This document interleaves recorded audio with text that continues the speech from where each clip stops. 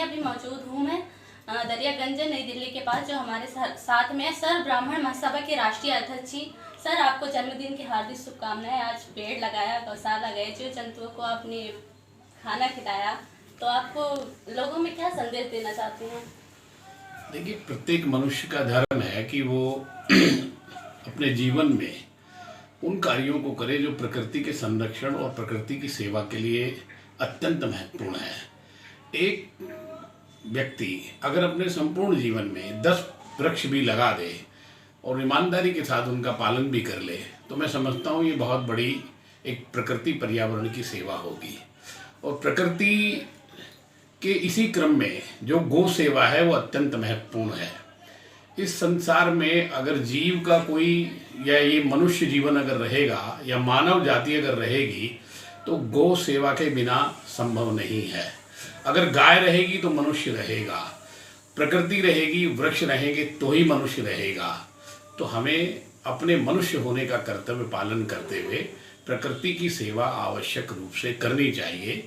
सर्व ब्राह्मण महासभा का ये संकल्प है कि जैसा पूर्व में भी मैंने कई बार कहा है कि हम लोग 1 लाख वृक्ष लगाने का हमारा संकल्प है, जिसमें 20,000 की संख्या, लगभग 20,000 की वृक्ष लगाने की संख्या का कार्य आज पूरा हुआ, जो पिछले 1 वर्ष से लगभग चल रहा है। तो यही हमारा संदेश है कि हम प्रकृति की सेवा करें और मानव के कल्याण के लिए प्रकृति की सेवा नितांत आवश्यक है। यही मेरा संदेश है कि प्रत्येक व्यक्ति अपने जन्मदिन पर, अपने माता पिता के जन्मदिन पर, अपने बच्चों के जन्मदिन पर, अपने विवाह की तिथि पर, अपने किसी भी पूर्वज के स्मरण के दिवस पर भी आप 1 वृक्ष जरूर लगाएं। तो एक व्यक्ति के जीवन में अगर उसकी 70 वर्ष की आयु है या 100 वर्ष की आयु है या 80 वर्ष की आयु है, उतने वृक्ष लगाएगा। और 30-40 बार 50 बार तो विवाह की तिथि भी आएगी, ऐसे ही बच्चों के जन्मदिन आएंगे। तो एक परिवार अगर संकल्प कर ले, और मैं कहता हूँ हर अवसर पर भी ना कर सके तो जन्मदिन का अवसर तय कर ले, तो 1 वृक्ष भी लगाया तो ये संख्या बहुत बड़ी हो सकती है।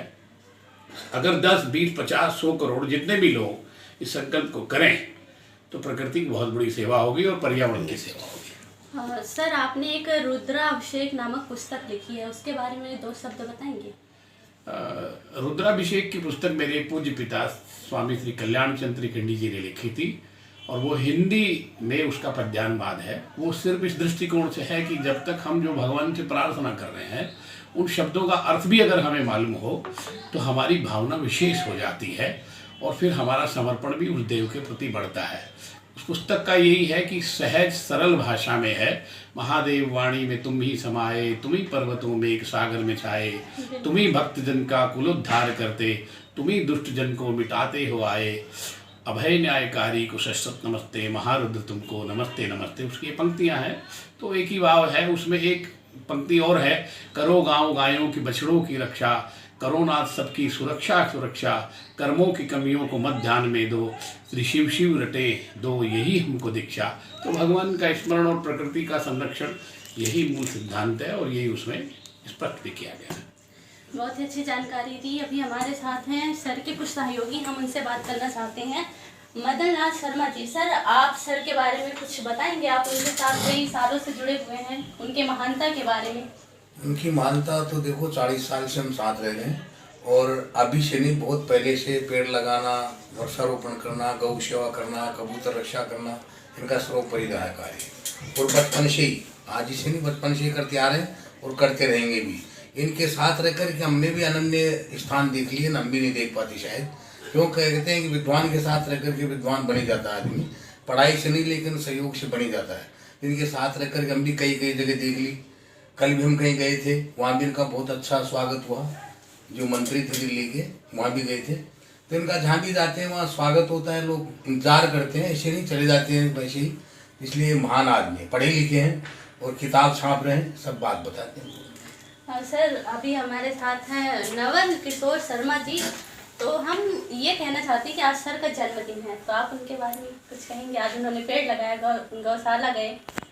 सुबेश श्रवण जी का जो जीवन है वो परमात्मा के लिए हुआ है। मैं 40 साल से 45 साल से इनसे जुड़ा हुआ हूँ। ये प्रत्येक जीव के लिए, प्रत्येक व्यक्ति के लिए, समाज के लिए पशुधन के लिए, प्रत्येक जीव के लिए अपना जो जीवन है जो निर्भर है इनका, और हमेशा सेवा में तत्पर रहते हैं। तो देखा आपने बहुत ही अच्छे से जवाब दिए इन्होंने। अब बस मैं कहूँगी कि आप इन सर से जुड़िए, जितना जुड़ेंगे आप प्रकृति के पास जाएंगे। भगवान आप इनसे जुड़ गए तो समझ लो परमात्मा से मिल गए। धन्यवाद।